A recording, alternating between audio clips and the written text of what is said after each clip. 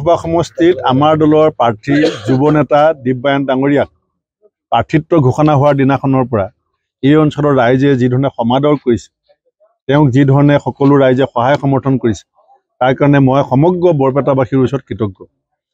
আগতেও মই ইয়াত কেইবাখনো সভাত অংশগ্ৰহণ কৰিছোঁ, নমিনেশ্যনৰ সময়তো আছিলোঁ। ৰাইজৰ যিটো অভূতপূৰ্ব সঁহাৰি, আমি আশাবাদী।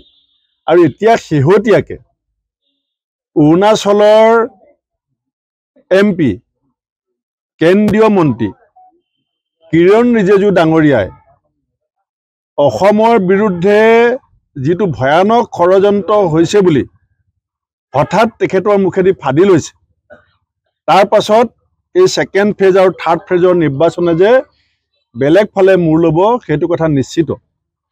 কাখন অসমৰ কাৰণে কিমান ভয়াৱহ হ'ব পাৰে সেয়া কিৰণ ৰিজিজু ডাঙৰীয়াৰ বক্তব্যত প্ৰকাশ পাইছে। ৰিজিজু ডাঙৰীয়াই কৈছে যে অৰুণাচলৰ কাৰণে আশীৰ্বাদ। আৰু ভাৰত চৰকাৰৰ মন্ত্ৰী কিৰণ ৰিজিজু ডাঙৰীয়াই নিজেই কৈছে যে খন অসমৰ কাৰণে মহা অভিশাপ।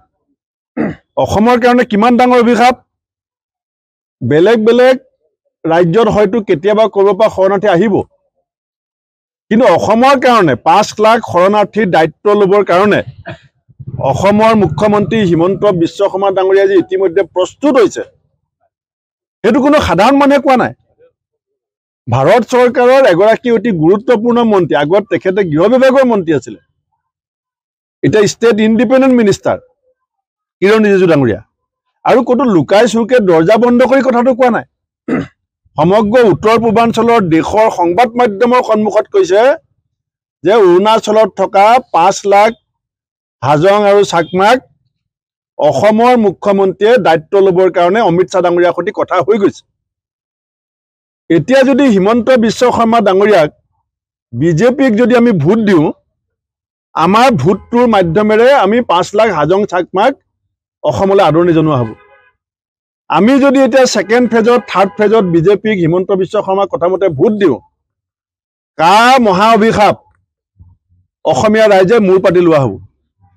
আমি যিখন অসমত এতিয়া 36 লাখ পঞ্জীভূত নিবনুৱা আছে, 1.5 লাখ কোটি টকা ধাৰত ভোট গৈ আছো, কিমান খিলঞ্জীয়া ভূমিহীন হৈ আছে, জনজাতিসকল ভূমিপুত্ৰসকল ভূমিহীন হৈ আছে, তাত মুখ্যমন্ত্ৰীগৰাকীয়ে নিজৰ বিভিন্ন অতীতৰ কুকৰ্মৰ কাৰণে দেশৰ গৃহমন্ত্ৰী অমিত শ্বাহ ডাঙৰীয়াৰ আগত ৰাজহাড় বেকাৰ কৰি কেনেকৈ শৰণাপন্ন হয় সেইটো কেইদিনমানৰ আগতে অসমৰ মানুহে দেখিছে। গতিকে অমিত শ্বাহ ডাঙৰীয়াই যেতিয়া হিমন্ত বিশ্ব শৰ্মা ডাঙৰীয়াক নিৰ্দেশ দিব যে অৰুণাচলৰ 5 লাখ শৰণাৰ্থী আপুনি ল'ব লাগিব, তেখেতে দৰকাৰ হ'লে গুৱাহাটীতে তেওঁ হাউচিঙৰ ঘৰ বনাই দিব।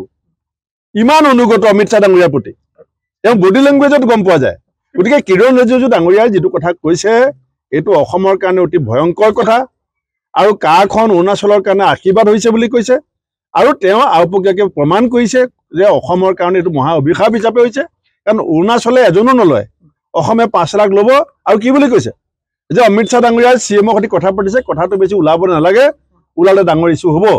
এতিয়া অসমৰ ৰাইজৰ হাতত অসমৰ ভাগ্য, অসমৰ ক্ষতিপূৰণটো আমি দিম।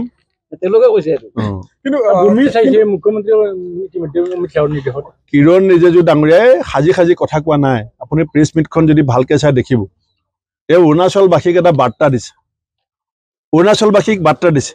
আমাৰ অসমৰ মুখ্যমন্ত্ৰীয়ে কি কয় কথাই কথাই, ৰাতিপুৱা এটা কথা কয়, আবেলি এটা কথা কয়। কেইদিনমানৰ আগতে কৈছিলে যে 71 চনৰ পাছত অহা এজনো বিজেপিৰ বিদেশী বুজা অসমে নলয়। এতিয়া কৈ আছে চৰাই এটা আহিব নোৱাৰে। আৰু এতিয়া কিৰণ ৰিজিজু ডাঙৰীয়াই কৈ আছে যে 5 লাখৰ বুজা অসমে ল'ম বুলি কথা হৈ গ'ল।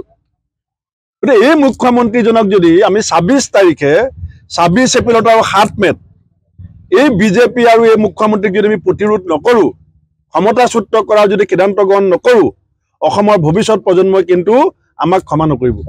গৃহমন্ত্ৰীগৰাকীয়ে আজি পুনৰ কৈছে যে CA কোনো নাগৰিকৰ নাগৰিকত্ব কৰ্তন নকৰে, বৰঞ্চ কংগ্ৰেছে ইয়াক বিপথে ৰাইজক বিভ্ৰান্ত কৰিছে। নাই, কংগ্ৰেছেতো অকলে CA বিৰোধিতা কৰা নাই, অসমৰ বিভিন্ন জাতীয় সংগঠনে বিৰোধিতা কৰিছে, অসমৰ বিশিষ্ট বুদ্ধিজীৱীসকলে বিৰোধিতা কৰিছে, সংবাদ মাধ্যমৰ মানুহে বিৰোধিতা কৰিছে। ইয়াৰ কাৰণটো কি? কাৰণটো হৈছে অসমে 71 চনৰ আগতে অহা সকলো বিদেশীক আমি স্বদেশী বুলি পেলাই স্বীকাৰ কৰি ল'লো। অসমত যিটো সমস্যা হৈছিল এইটোতো বেলেগ ইণ্টাৰনেশ্যনেল বাউণ্ডেৰী বেলেগ ৰাজ্যৰ কিমান আছে বাংলাদেশৰ লগত সীমা ভাৰতবৰ্ষৰ বেলেগ ৰাজ্যৰ কিমান আছে অসমে এই সমস্যাটো আমি সমাধানৰ এটা সূত্ৰ উলিয়ালো আৰু সেই সূত্ৰটোৰ নামতেই সৰ্বানন্দ সোণোৱাল ডাঙৰীয়া অসমৰ মুখ্যমন্ত্ৰী হৈছিল সেই সূত্ৰটোৰ নামতেই 85 চনত অসমত চৰকাৰ হৈছিল আৰু সেই চুক্তিখন অসমৰ ৰাইজৰ সন্মতি সপক্ষে হৈছিল সেই চুক্তিখন ভংগ হ'ব নালাগে বুলি অসম চুক্তি গীতা বাইবেল কোৰাণ বুলি এইসকল বিজেপি নেতাই জানো কোৱা নাছিলে এদিন সেই যিখন চুক্তিক গীতা বাইবেল কোৰাণ বুলি ক'ব সেই চুক্তিখনক গীতা বাইবেল কোৰাণ বুলি কৈ আজি 5 লাখ চাকমাক ল'বৰ কাৰণে মুখ্যমন্ত্ৰী নিজৰ কেছৰ যাতে ফাইল খোল নাখায় নিজৰ কেছৰ ফাইলৰ ক্লিন চিট ল'বৰ কাৰণে অসমীয়া মানুহে 5 লাখ শৰণাৰ্থীৰ মূৰত জাপি ল'ব নেকি আমি যে জাপি নলওঁ মুখ্যমন্ত্ৰীয়ে যে ৰাজ্য জুৰি